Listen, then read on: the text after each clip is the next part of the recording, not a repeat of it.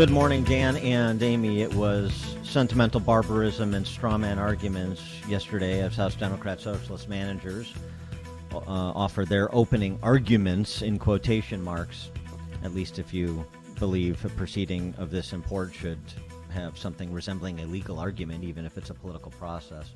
Let me give you an example of what I mean by the sentimentality. Ted Lieu, one of the House managers, Democrat from California, who thankfully spared us the tiger suit that he otherwise likes to sport. How do we get to the point where rioters desecrated, defiled, and dishonored your Senate chamber? I'll show you how we got here. President Donald J. Trump ran out of nonviolent options to maintain power. That's an argument. It's wonderful that Ted Lieu has insight into Trump's mens rea there. By the way, Ted Lieu not staying on script there, even with that ridiculous charge. He said a desecration. I'm sorry, this was an insurrection. Oh. This was the sacking of Rome. This was, as Anderson Cooper compared it, the Rwandan genocide. Not kidding. Comes to mind, the idea of otherizing people is something I think we saw a lot of over the last 4 years. I mean, it's something we've seen a lot over the last decades, but it's so easy to otherize people, to make people other than American, other than patriotic, other than human, and we've seen it in Bosnia, we've seen it in Rwanda, where radio was telling people, Hutus were telling the radio listeners that Tutsi were cockroaches, for, getting them ginned up for genocide. And you see it in these videos where people who claim they are patriots are in the face of a police officer calling him, as we're seeing it right there, and gouging out the eye of one, squeezing one in, suffocating one in a doorway. And by the way, that sort of sentimentality is not just for the D.C. press corps; it's also for the House Democrat managers. That's what it was, and it's a sort of a combination of sentimentality setting up the straw man argument. It was terrible what happened, so now we're going to go over the top with hyperbolic comparisons. It's 9/11. It's the Rwandan genocide where 1 million people were slaughtered. Well, it was just another day of pumping up the emotion. I mean, again, I turned on the TV and I thought I was watching a daytime soap opera. Someone shouted up to us, "Duck. Then lie down. Then ready your gas masks." Shortly after, there was a terrifying banging on the chamber doors. I will never forget that sound. Shouts and panicked calls to my husband and to my sons, instructions to flee, and then the constant whirring of the gas masks filtering the air. I mean, it's just so much hyperbole. I understand. That's a description of what she experienced. Fine, that's not necessarily hyperbolic, but it is sentimentality, and it sets up the straw man argument that there is somebody out there, starting with the president and Republicans generally. Well, Trump supporting Republicans generally. There's somebody out there that is taking the opposite position, that what happened at the Capitol was okay and legitimate, a position no one holds, and thus has no probative value. No one supported it. No one in the crosshairs of this impeachment trial advocated for it. So who are you making an argument against, or what exactly is the nature of your argument? It's just what happened was bad. That man is bad. Therefore, what happened was the fault of that man. That's the quality of the legal argument that's being made. Oh, and by the way, they can't even figure out whether or not it was an incitement to riot on the day of, or it was a long-running conspiracy at which Trump was the head to lay siege to the Capitol on January 6th. The article of impeachment says incitement. Eric Swalwell says conspiracy. This was never about one speech. He built this mob over many months with repeated messaging until they believed that they had been robbed of their vote and they would do anything to stop the certification. He made them believe that their victory was stolen and incited them so he could use them to steal the election for himself. For more on this, we're pleased to be joined by William Jacobson. He's a professor of law at Cornell University. He is also the curator of the excellent Legal Insurrection blog, which I definitely encourage people to check out. Professor Jacobson, thanks for joining us again. Appreciate it. Thanks for having me back. So we were talking a little bit earlier in the program.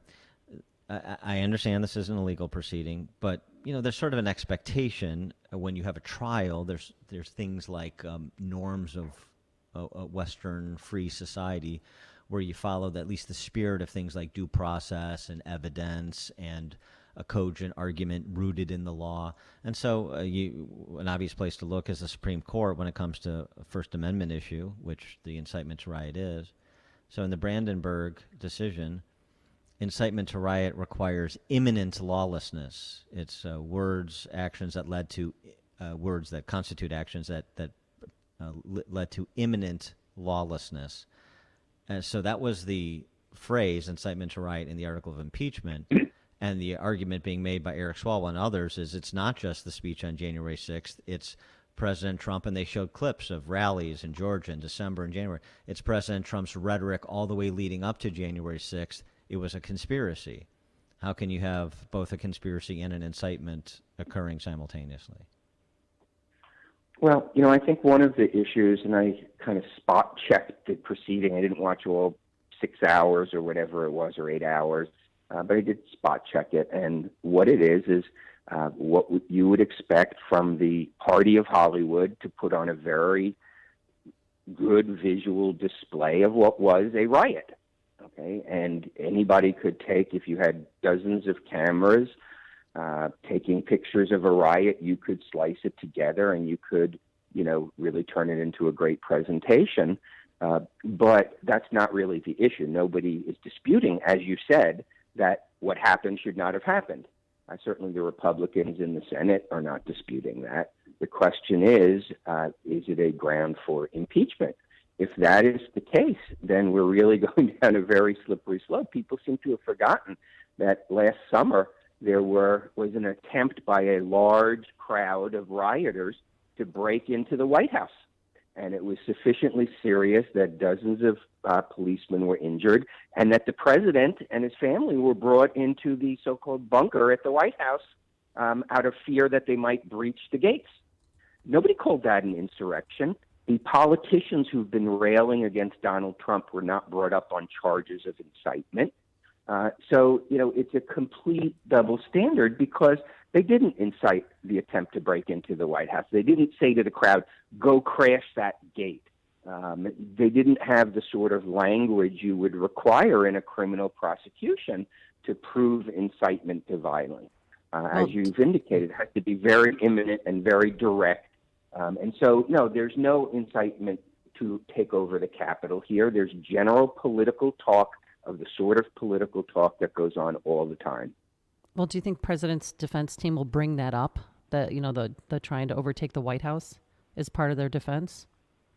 I don't know. I mean, they have said they're going to play videos. I don't know if they're going to do that, but they should play, the videos of Democrat politicians railing against Trump all summer, all for 4 years. Talk about, Eric Swalwell saying this built up over time. Well, yeah, other riots and other violence built up over time. Or are they going to also show the videos, I hope they do, of, Black Lives Matter / Antifa in Portland laying siege to a federal courthouse, trying to set it on fire, trying to bust through the doors, attacking the police outside. I mean, that's a federal building. Talk about rule of law. What's more rule of law than a federal courthouse? You can go through and you can find dozens of these examples, and you could intersperse them.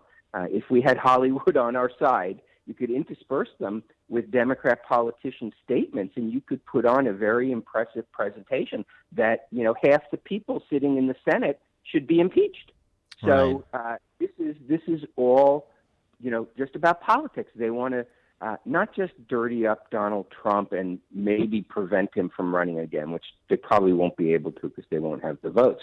What they want to do is they want to exploit this to crack down on Trump voters, on Trump supporters, and to enable a police surveillance state to monitor and prosecute their political opposition. That's what this whole trial is about.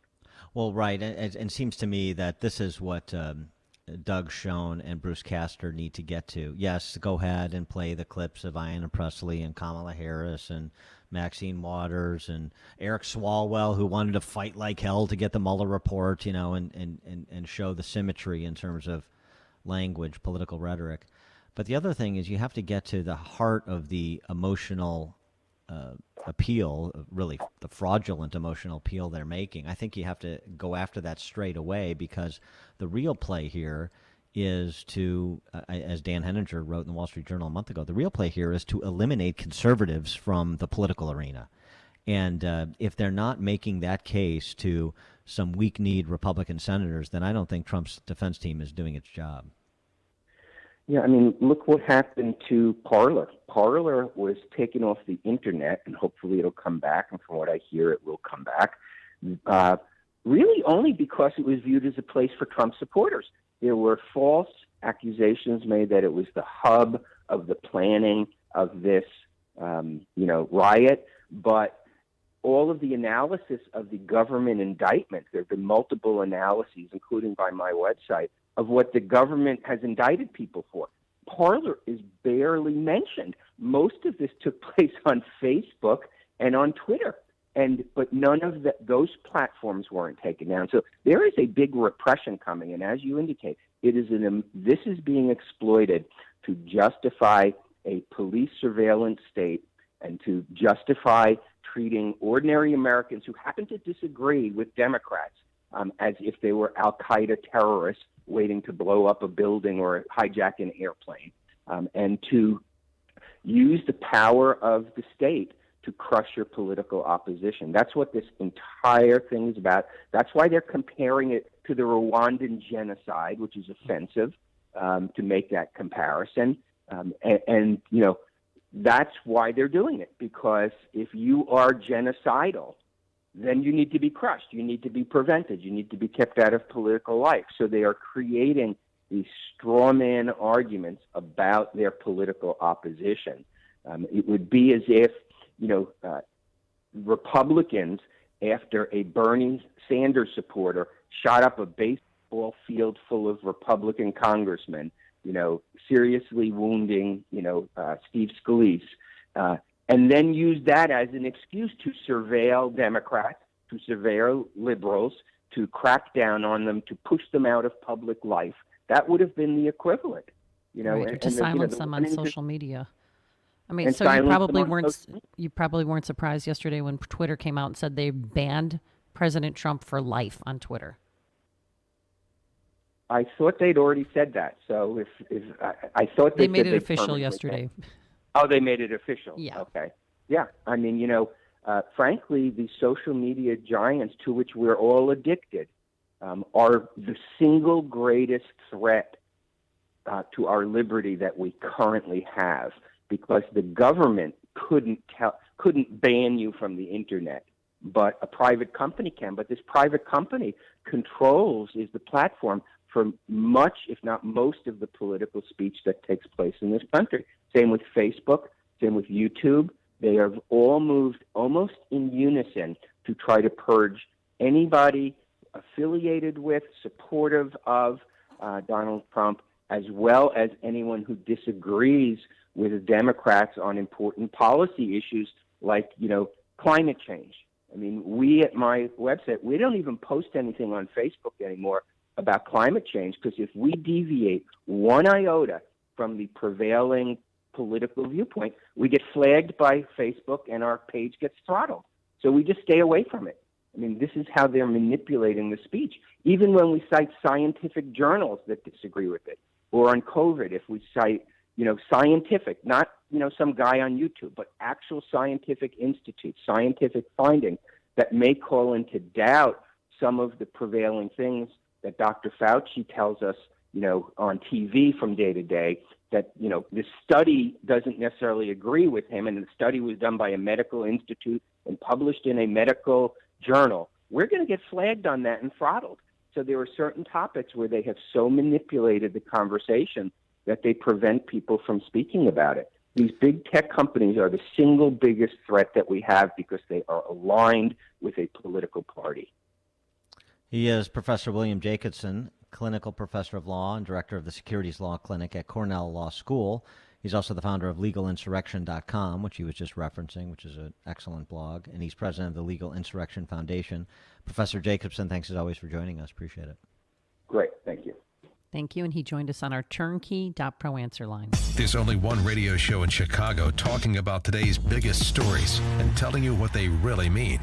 That show is this one, Chicago's Morning Answer on AM 560, The Answer.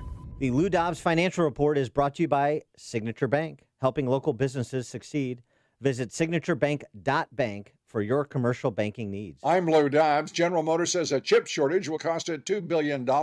Southwest Airlines pleads for an end to test mandates.